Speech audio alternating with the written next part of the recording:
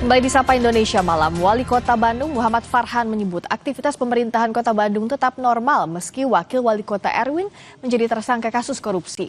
Farhan bilang kasus yang menjerat Wakil Wali Kota Bandung menjadi momentum untuk evaluasi dan bersih-bersih di jajaran pemerintahan.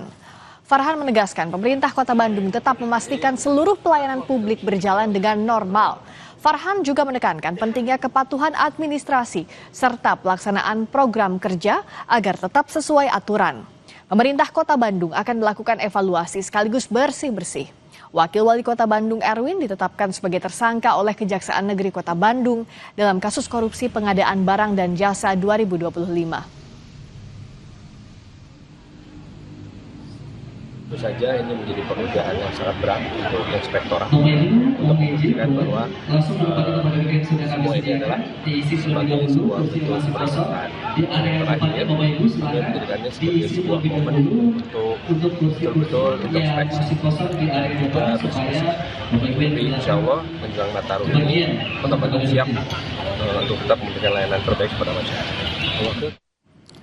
Saudara, KPK menetapkan Bupati Lampung Tengah Ardhito Wijaya sebagai tersangka kasus dugaan suap atau gratifikasi. Ardhito diduga menerima uang sebanyak 5,7 miliar rupiah. Ardhito diduga meminta anggota DPRD Lampung Tengah untuk mengatur pemenang pengadaan barang dan jasa di sejumlah dinas. Ia juga meminta agar perusahaan milik keluarga atau milik tim suksesnya saat Pilkada Lampung Tengah lah yang terpilih. Uang suap diduga diterima Ardhito dalam periode Februari hingga November 2025. Dan 58 juta yang diamankan dari rumah RRD.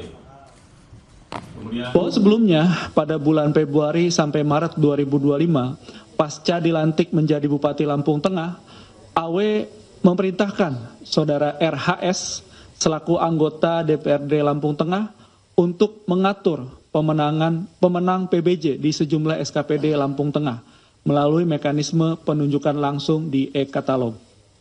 Adapun rekanan atau penyedia barang dan jasa yang harus dimenangkan adalah perusahaan milik keluarga atau milik tim pemenangan AW saat AW mencalonkan diri sebagai Bupati Lampung Tengah periode 2025-2030. Pengkondisian tersebut, AW diduga menerima fee sebesar 500 juta rupiah dari MLS selaku pihak swasta, yaitu Direktur PT EM melalui perantara ANW. Sehingga total aliran uang yang diterima oleh AW mencapai kurang lebih 5,75 miliar rupiah